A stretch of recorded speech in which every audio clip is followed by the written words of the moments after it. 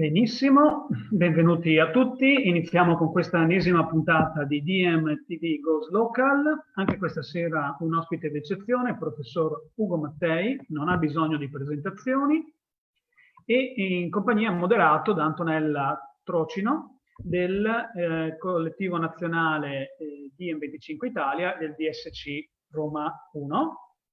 Diamo il benvenuto a entrambi. Good afternoon. I'm very pleased to introduce, to welcome Professor Ugo Mattei in this new edition of DMTV Goes Local. Let me introduce him a little bit. He is a professor of civil law at the University of Turin, and he teaches international and comparative law at the University of California in San Francisco. And he reconciled the profession of lawyer with an activist has in defending the human and fundamental rights. One of the most important goals that where he succeeded was a referendum on the public water to avoid the privatization of water, which took place in Italy in June 2011. And now he continued with his activism because last year he chaired a committee which presented a popular initiative law to introduce in the civil law, Italian civil law, the right of commons. So let's start talking of the implementation of this referendum. What are the steps forward, and could you explain better this campaign? Well, maybe we should clarify a little bit before what we're talking about. We're not talking about the water referendum now, but you're talking about the new proposal, or the new discussion that is beginning just really at the hatching stage of discussing the possibility to deploy again the tool of the referendum, which in Italian law is a possibility that is open by our constitution. This time not to say water against privatization, but to try to limit as much as possible the influence of the private for-profit motive into the healthcare system, within a campaign that we call healthcare or health as a common, I guess, which tries to, in a way,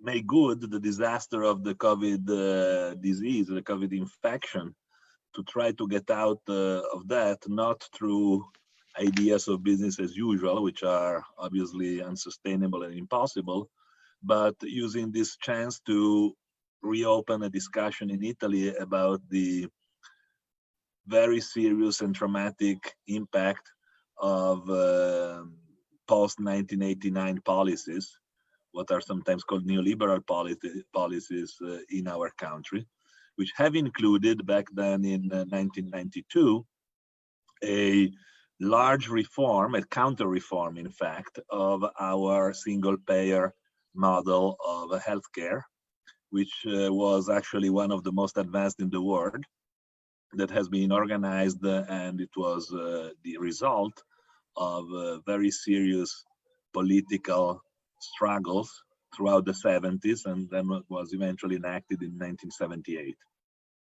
That law introduced a vision of health as a universal right of everybody, as something that the state has to take responsibility for in a very direct way. And and introducing the idea that healthcare is something that should be given to everybody, no matter whether they are quote unquote productive citizens or whether they are just people that don't have a chance or the willingness to work. So the reform of 1978 was actually a quite advanced piece of legislation, but unfortunately in 1992, one of the first technical governments that Italy had right after the fall of the Berlin Wall did a lot of privatizations. That was a period of very massive privatizations of in Italian law, some 130 billion euros worth of services and companies belonging to the state and other kind of public property were privatized.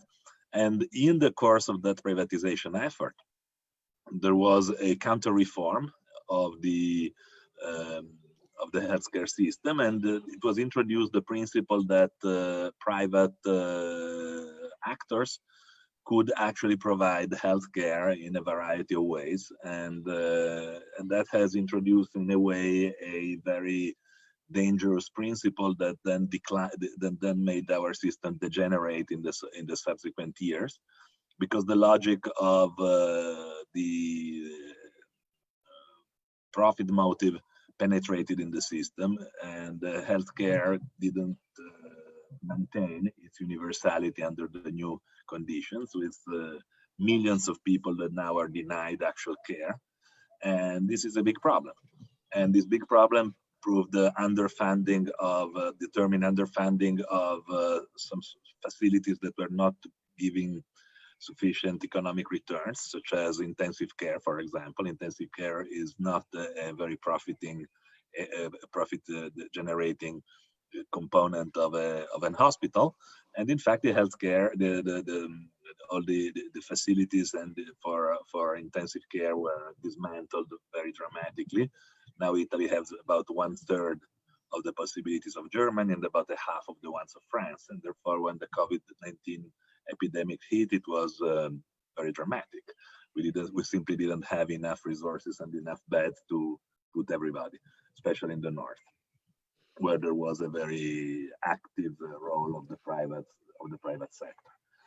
So, still under shock of this very, very poor performance of our healthcare system, we thought that it is a good idea to start thinking about reopening a big discussion in the country about the dangers of privatization, the dangers of the private interest in handling healthcare, which is not just about the organization of the healthcare system, which is the idea of the referendum we try to deploy, but it's a broader concept.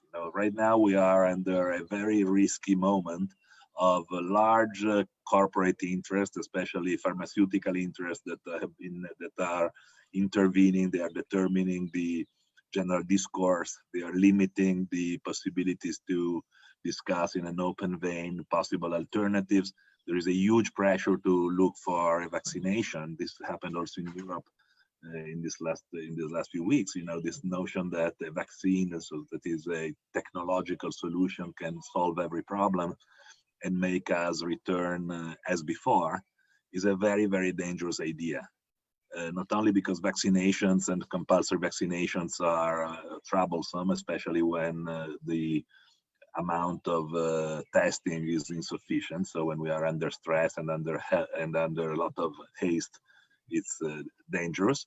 But also because this notion that maybe some technology will solve the problem and allow us to get back as before is a suicidal recipe. Because the way we were before this crisis was the problem, not the solution. So going back to normal would be actually going back to a path towards a suicide. And this is something that we should resist. And the way to resist it is to have people internalize ideas that are different from the notion that capitalism can cure its own crisis just by letting it go, and try to be a little more critical, and also to understand very deeply that there is a fundamental incompatibility between capitalism and human civilization. Yeah. Ooh. sorry. Yes, so the problem is that our wealth system is public, but the governance of this system follow a profit-driven goal.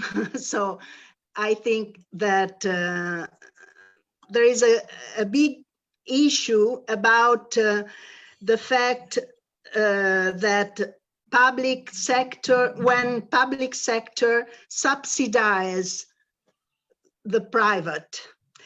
But anyway, I want to tell you that the Green New Deal for Europe, which is a milestone of DM agenda,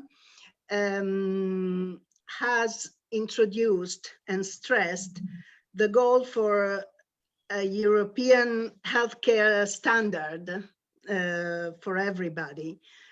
So do you think that this referendum in Italy can galvanize the attention of citizens about the universality of fundamental right? And how can we gather the attention of European citizens? I think the moment help in this way, but what should be the forces to driven this attention? Well, let me try to put the thing in a little bit of a broader idea. The healthcare system in Italy is a mess. It's not true that it's all public. It's partially public, partially private. There are private hospitals. There are extremely powerful corporate companies that control large sectors of the private healthcare. The public healthcare actually was structured in such a way to compete with the private one, and it competes with the private one. It competes in a very weak way because it competes with someone is also subsidizing. So the whole thing is a complete mess of conflicts of interest. To that, we have to add that since 2001, the Constitution has granted to local governments a large role in organizing the healthcare system, maintaining to the central government only the idea of the fundamental principles, but all the parts of the law that is in details belongs to the local governments. Right now, what we try to do with the referendum is not at all clear whether we're going to succeed in doing that, whether we can even build up a coalition. We are just starting to discuss the possibility. It's very, very difficult under Italian law to do a referendum. It's especially difficult these times because people cannot go out there. There is no way to collect the signatures online. All the signatures have to be certified in a very cumbersome way. The time for collecting the signatures is just 3 months, is limited in terms of the year when it can be submitted for the signature. It's very, very complex. So it's a big shot, is a big far shot, to try to do that. We want to try to do that, but only if we have some serious chances to go in the right direction. So we have put this idea of the referendum on healthcare system in a broader idea of health as a common, which is not just the healthcare system, it's not just a single payer, the public model of single payer, like the one that Bernie Sanders was suggesting to try to do in the United States. It's not just that, but we were trying to do a bottom-up campaign on a variety of other issues. One of those is the issue of prevention. The issue of prevention is very much connected with the notion that food is a common. So people have to eat good food, has to be healthy. Before, health is a comprehensive, holistic notion. It's not something that can be given by the state alone. It requires also participation of the citizens in having, good habits and having some sort of ecological alphabetization. So knowing literacy, knowing what they are what they are doing, and having, you know, affordable food and good food available for everybody. That's an important thing that we call it the campaign of food as commons. And we do that with Slow Food, and which is an important organization of our friend Carlino Petrini. The second point that we want to do is that healthcare is also about environmental pollution. And today there is a very large issue of pollution, not just the air pollution that actually improved quite dramatically after the lockdown, but it's the problem of electronic pollution. With the excuse of the virus and in this process of transferring of capitalism on the internet frontier, there is a new, very, very serious push to introduce fifth generation wireless communication, the so-called 5G, which is apparently very dangerous from the point of view of the health. Anyway, we know very little about it. The precaution principle that is strongly in the European treatises and in the Treaty on the Function of the European Union is just left on paper. There is no serious effort to place the burden of proving that the technology is not dangerous on those that propose that technology for profit. And the current government is in a very serious conflict of interest about that.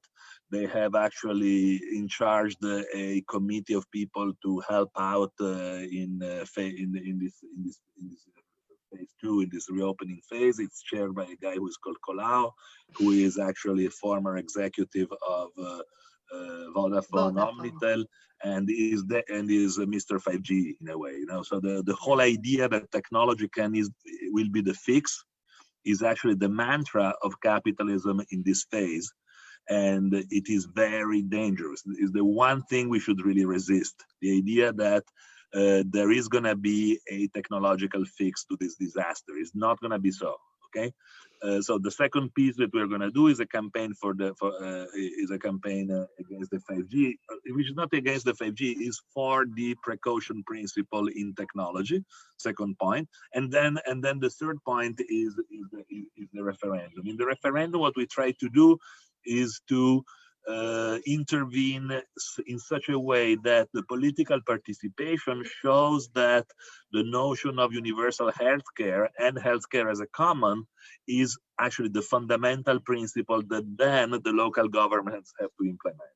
Okay, so it's a quite complicated work of legal cut and paste, because our referendums are only abrogative. We cannot really cancel a law entirely if it's a law that complex. So we have to target pieces of the statute that can actually be taken away without having the whole artifact collapsing. But pieces of the law that are in a way sufficiently significant so that the mobilization around them leaves some traces. You know, that was exactly what happened with the water. It was not a referendum on water. Water was in a way the trigger of the whole thing, but the referendum was much more complicated at the time, and it's going to be more complicated also this time. So this is but this is actually a possibility. This is open in Italy, might not be open in other European states. The referendum in Europe is basically a futile exercise because it's not capable of having any impact on the legal system. The European referendum is just a proposal to propose. So it's basically a proposal to the Commission to then make a proposal of legislation. This actually is one of the aspects that possibly shows most how much of an issue of democracy there is in Europe today. Not just, of course, at the European level. We know very much what kind of gap we have there. It would be like preaching to the converts to talk about this here. But we have now a very serious issue of democracy also in member states. Everybody is actually singling out, the crazy guys like Orban or the Kaczynskis in Poland. But in fact, also the more presentable government or so-called more presentable governments are actually doing all sort of really irresponsible politics as far as fundamental rights are concerned, as far as the respect of constitutional liberties, as far as having a minimum of democratic decency. There is no democratic decency in Europe at the moment, and certainly not in Italy, and this certainly not in France. The only country that probably had proved to be in good shape politically is Portugal this time, but all the other European countries are going in the direction of basically some sort of technologically biofascism that is emerging in a very powerful way. And actually, we should really try to resist very seriously. Yeah. Well, maybe even in Spain now, the situation. Anyway, let's go back to the title of this interview, which is Democracy. I read that a couple of days ago, 200 jurists has signed a petition. What are the threats that this emergency period has outlined? What's the content of this petition of 200 jurists? And you were one of them, I think. I was among them. I actually participated in the drafting pretty extensively. It's a very long articulated petition, which takes a long time to read. We wrote it because you see, people should know that our prime minister is actually a jurist himself. He's a professor of civil law. And so we wrote to him, as he's also a practicing attorney, so we wrote to him as colleagues in a spirit of cooperation, to try to explain why, even if there is an emergency, it's still extremely important, actually more important, to maintain a constitutional order. And we were very critical of the way in which this didn't happen in the first part of the crisis, because not maintaining a constitutional order in the first part of the crisis is actually delegitimizing the government, is actually opening up to local, sort of power, displays of local power by local governments in a variety of ways. There is no coordination. Everything is a big mess. So the whole thing, the way in which a legal system maintains calm is to have respect of its constitutional procedures. In the law, a form is substance. So saying that because there is urgency, we should not take any consideration of the order of the law is actually a very bad use of judgment. And we try to say that. And we articulated the reasons and we articulated the alternatives. We showed that there were all sorts of possibilities in our constitutional order to obtain similar results, but within a more respectful attitude towards the legal and constitutional order and the legal and constitutional rights of each one of us. Of course, this is happening in a moment. The problem is that, of course, naturally, Mr. Conte hasn't replied at all to the letter so far. Maybe he will. Who knows? But if he doesn't reply, is a very bad sign, because it shows that today there is a confusion between criticism and disloyalty. The whole degeneration of the political process that became very clear after neoliberalism in this sort of binary vision, bipolar systems of just two parties that compete, is that if someone is critical of the government, must be for the opposition. If someone is critical, it's just, there is no vision of opposition as a form of law, a form of critique in order to improve the conditions of everybody. Actually, this particular time, we exercised a critique of the government in a very friendly way, because we were scared that if this present government, which is a little more decent than the alternative we had before, would actually behave the way it's behaving. The moment in which it's going to lose elections and the moment in which the right wing is going to go to power, then the lawyers that haven't said anything and that haven't discussed and made clear that the Constitution is above everybody, is neither on one side nor on the other, has to be respected by everybody, those that have lost this opportunity will not have the opportunity to talk and to criticize the moment in which the thing is going to become even worse than now. Okay, yeah. So it was a very well intended letter. It was written in a very soft way. It was not aggressive at all. It was signed by 200 colleagues of the guy. The guy should answer. If he doesn't answer, it just simply means that he doesn't care and he's actually behaving like a little, you know, like what we fear that power and control can become. Yes, the risk is that if in the place of the gentleman Conte, there were Salvini, for instance, you have created a precedent in this phase. So it's really a threat, I think. Anyway, well, let me push back to another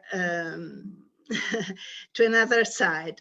Well, although you have a Marxist background, you have recently edited a book by Pope Francesco entitled The Dictatorship of Economy.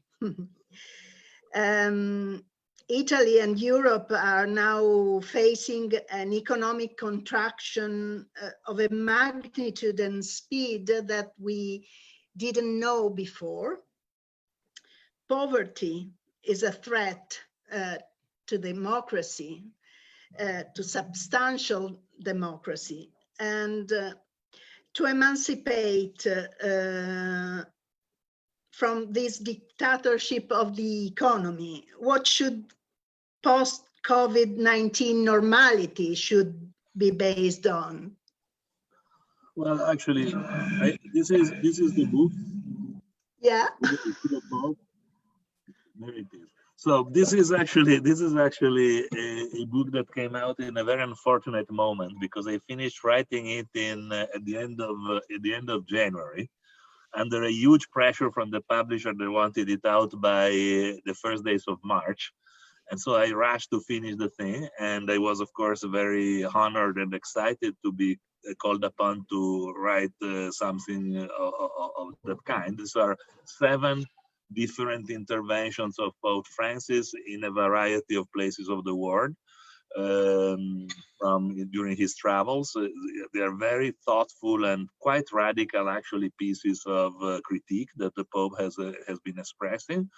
And they asked me to actually present that from a different culture, from a non-Catholic, non-Christian perspective, which is the perspective of a guy who, as you said, is an agnostic guy.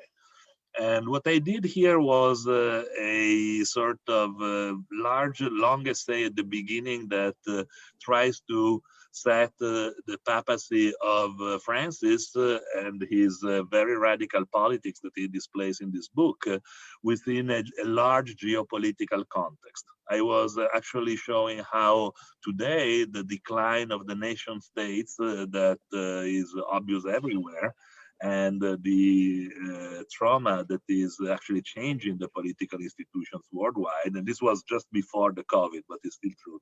Yeah. So the fall of the nation state redetermined some sort of a Peace of Westphalia kind of situation with, on the one hand, the empire, that today is actually represented by the technological empire of communication, like the Bill Gates and the Bezos and the Zuckerberg and their corresponding, 10 cents, Baidu and stuff in China, on the one hand, so the empire, and on the other hand, the papacy. So, like before the birth of the welfare of the nation states, there were these 2 huge attempts to control the whole world. And I said that basically Pope Francis today, with all his sort of very intense political activity, his very ecumenic approach, looking for other religions and going, you know, traveling to China and traveling all over the place, is actually trying to put together a very large coalition like it was before, which is a coalition that is to be opposed to the empire. Okay, so there is a coalition that is a coalition for life on the way, as opposed to the coalition of the empire or the other. And I describe this clash of broader vision of the world and the kind of alliances where we should stay as the left. And I argue very strongly that we should stay with the Pope against the empire. That there is no way that we can actually try to set alliances, especially we want a transformation radical enough of society in terms of ecological issues. Yeah. There is no way we can set on the side of the empire. There was actually just yesterday night, I've seen the last movie presented by Michael Moore, The Planet of Humans, and it's very, very good from that point of view, because he shows very clearly how any alliance between the green movement or the and the technological agglomerates and the imperial and the corporate forces is going to be killing the green movement. The green movement has to be radical and anti-capitalist, or is just going to be gardening. It's not going to be something seriously green. Okay, so I try to put these two visions of the world, one against the other, and see how it deploys. And that's the first part of the book. And then in the second part of the book, I took for each chapter, I took one thinker of the leftist tradition mostly, and put it in discussion with the Pope. So I have one with Antonio Gramsci, I have Carpolani, I have Fritz Schumacher, I have Franz Fanon, I have Adriano Olivetti, I have Stefano Rodotà, and Hannah Arendt. So these are, so for each chapter, I take one of these authors that are very important in my own culture, in my own vision of the world, and I try to see what the Pope talks about in the light of the thoughts of these guys, trying to see what are the analogies and the differences and so on and so forth. So that's the book I did with Pope Francis. But then, of course, you know, then the COVID arrived, and so the book was published anyway, but nobody paid any attention to it. Well, the bookshop were closed until a few days ago. So, yeah. So there are a few book reviews that came out on a few newspapers, but you know, of course, these are the kind of books that you have to present and to yeah. We will have occasion to do this. Well, sorry. We may have future chances to talk about. Yes, sure. Well, following the ideas of commons, how to set up a new post-COVID-19 society, how could we pursue a great widespread national salvation committee, even across the border, linking people of different sensibilities who want to put stakes to a very dangerous social drift of moral and material impoverishment. So let's talk probably of the chapter entitled to Stefano Rodotà. Well, you see, we have what this crisis generated was a huge acceleration of a process of decomposition and of capitalism that was alive and well. I think we have to look at this, what happened now with the COVID within a broader geopolitical context. What happened was that the Soviet model collapsed when the Berlin Wall collapsed, and probably Gorbachev was the last communist president who tried to save his own system by the rules of the system itself, okay? And he failed very badly. But Obama did the same on this side of the Cold War. In other words, Obama was the last president that tried to play according to the rules of liberal democracy in the Western Bloc, to try in some way or another to solve the problems, the dramatic problems that capitalism was facing with the rules of the game of liberal democracies. And he failed as badly as Gorbachev did. So today they are both dead. Is dead the Obama vision, and is dead the Gorbachev vision. And Donald Trump is actually corresponds to a completely different post liberal democracy vision of power in capitalism. So we are in a different phase. And can you hear me?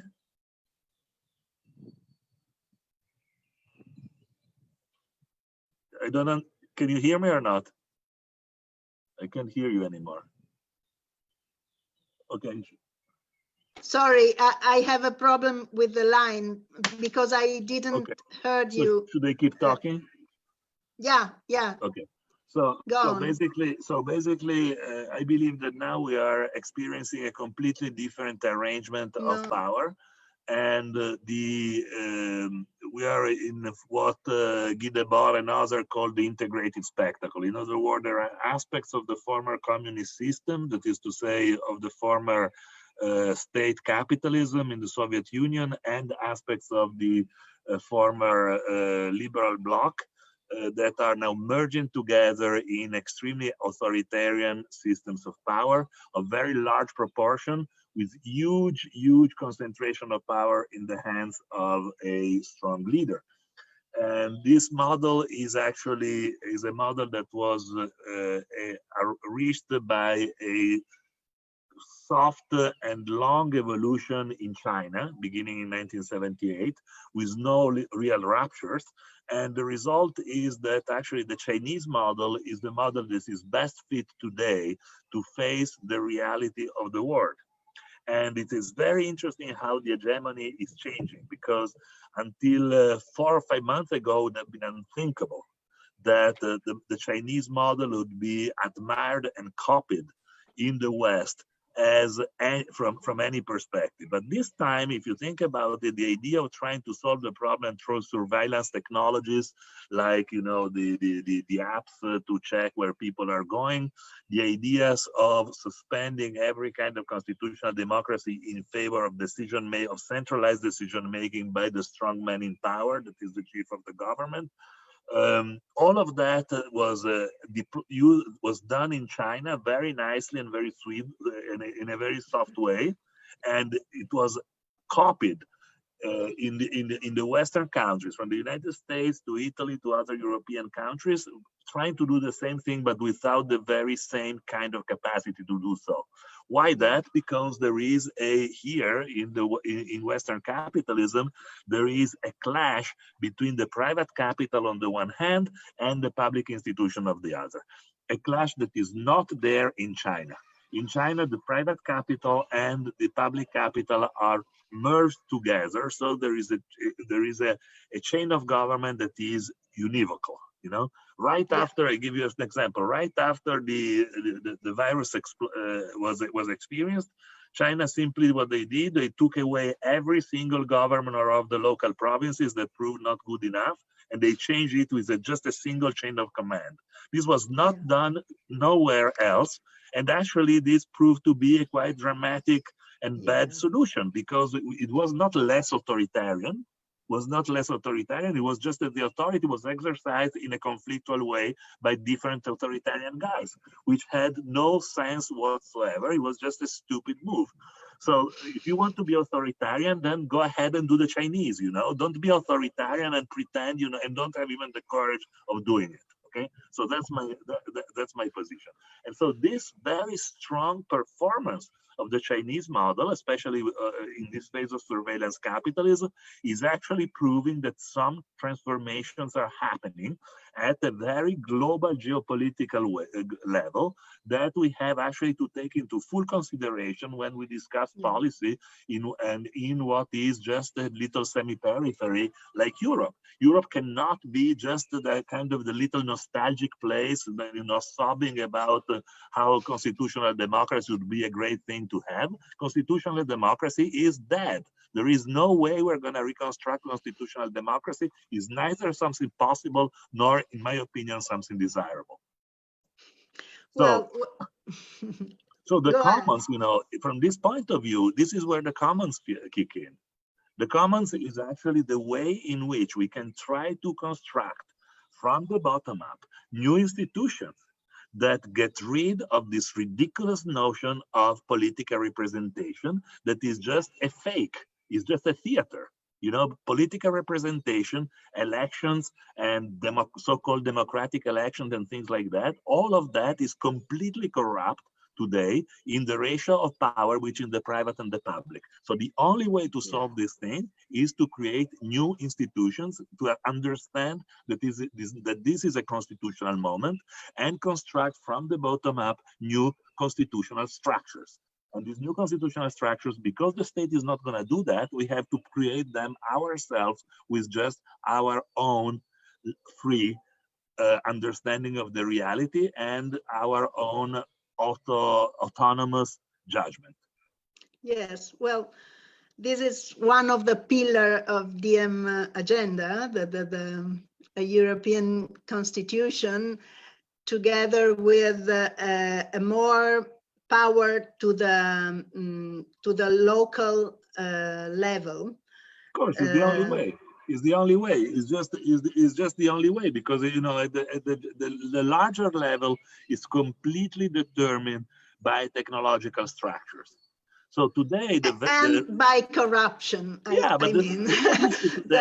There were a book entitled "The Price of Democracy." I mean, democracy is captured by money. Completely. but the problem is not just that. The problem is that right now there is a very powerful push to close every one of us inside himself, in order to leave the stage of politics free. To leave the stage of politics free, and to substitute the stage of politics with the machine, with the artificial intelligence that determines our behaviors by all sorts of processes that have nothing to do with the traditional political struggle. But this is actually a vision, Machine learning, adapt. It's just a Taylorist. It's very easy. It's the Taylorist vision that was used to rationalize production in the factories, that now is used to rationalize the political process. So the process is going to be rationalized, and how you rationalize it by taking away everything that is human from the political process and substituting it with the machine. It's going to be more effective, more efficient, more rational, and it's going to work better. Too bad that is going to kill the human part of it, as Taylorism made the factory a hell for the worker, but very efficient. Yeah.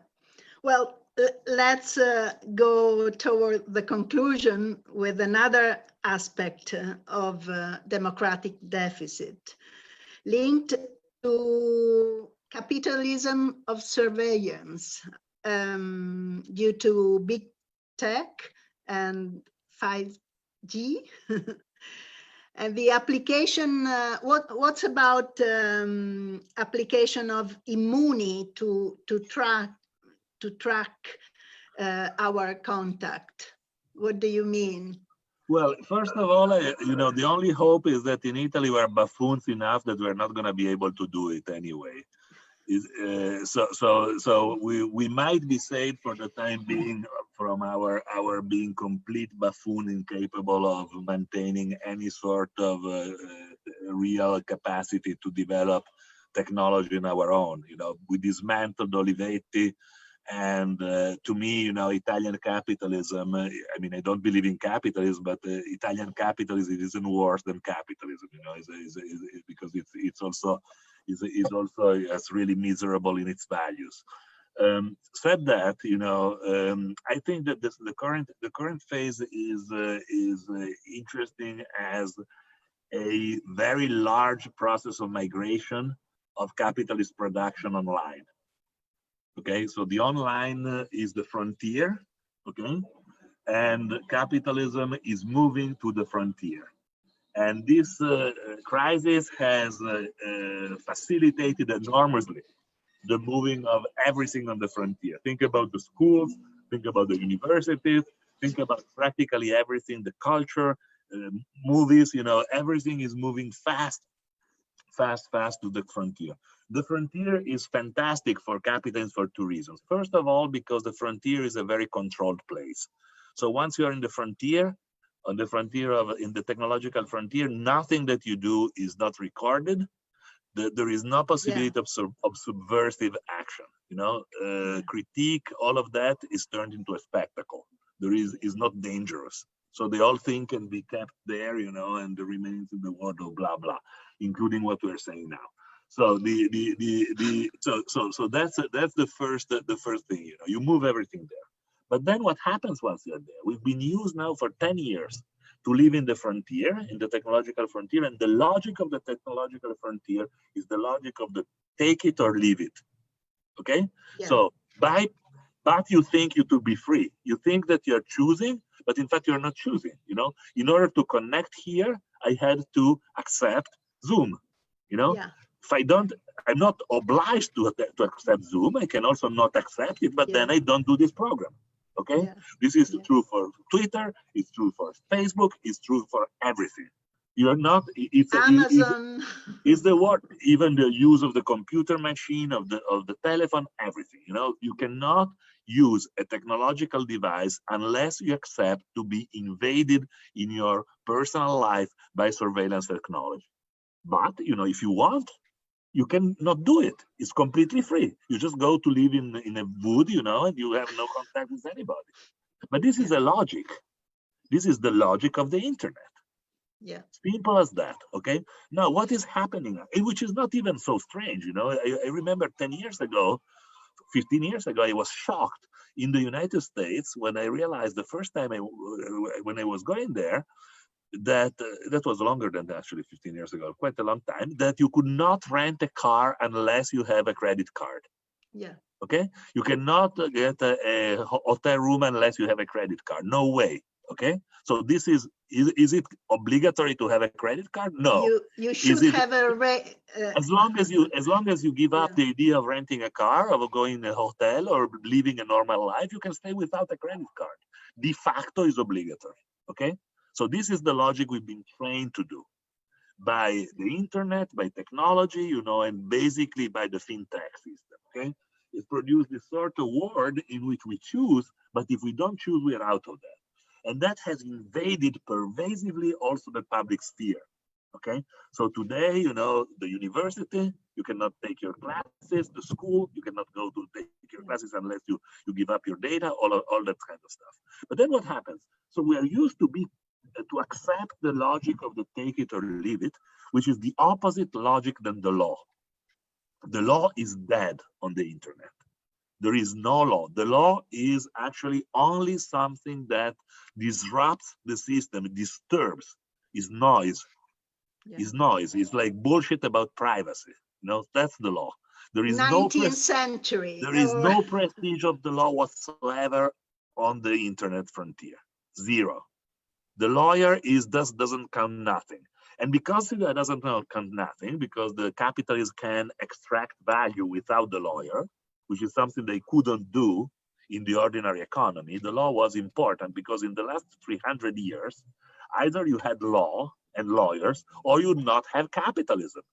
Because you needed, property rights, contracts, corporations, all that kind of stuff. Otherwise, you cannot invest, you cannot create capital. But today, you can exist without lawyers. Capitalism doesn't need us. Okay. The consequence is very simple: is that because we are not needed, nobody pays attention to us. So the values of the law are gone on the internet. You know, everything that has to be with justice, equality. Imagine how obscenely rich became Bezos in these last couple of months. He gained some 12 billions or something like that. Okay, so this is what we're talking about. A system governed by law could not accept that to happen. Okay, period. So now we come back. Now what happened also now? After this experience online, this is actually governing also our ordinary relationship. Okay, and so the law is disappearing from every social interaction, and you can see that, you know, with all the authoritarianism that is evolving. So this is the problem. Okay, we went in a post-legal structure of society, post-legal and post-political. And it is completely technological. So so this thing of the app is not going to be obligatory. So you want it, you take it. You don't have it, you don't take the train. But it's your choice. You don't have it, you don't get the bus. Go on foot. You see? So the logic is exactly the same. We are not obliging anybody. And these, you know, and they're going to do that with vaccination as well. They're going to make compulsory some sort of vaccine without any test. And they're not making it compulsory. They would just say, oh, if you don't have the vaccine done, even if you're an adult every year and it's refreshed, too bad for you. You don't take the train. You don't go to school, you know? Yeah. So this is the way to create a system that is not legal, is anti-legal. Not even illegal, anti-legal, which is a different concept. Yeah. Well, I think it's not only a question of lawyer, which are substituted by the technology by design, but the humanity in general, because even the substitution of work, of human capital by machine is ongoing from decades. So anyway, we are close to the end. I hope that you will help us for our campaign, constitutional campaign, together with municipalism, which are our milestone in our program. And I think you are very close to our vision. So I hope we will collaborate. I don't know how many we are, but of course it's I haven't, I couldn't control, but anyway, it will be recorded. So many people could see this talk, and I don't think at all that, as you said before, it's not useful. I think to have a voice out of mainstream, it's so important now. So I thanks you very much. Thank you very much indeed. It was really lovely of you to have me here, and good luck for everything. Thank you. Bye. Bye. I didn't see if there were questions, but I couldn't receive the question from the bottom. So I say goodbye. Bye, Ugo.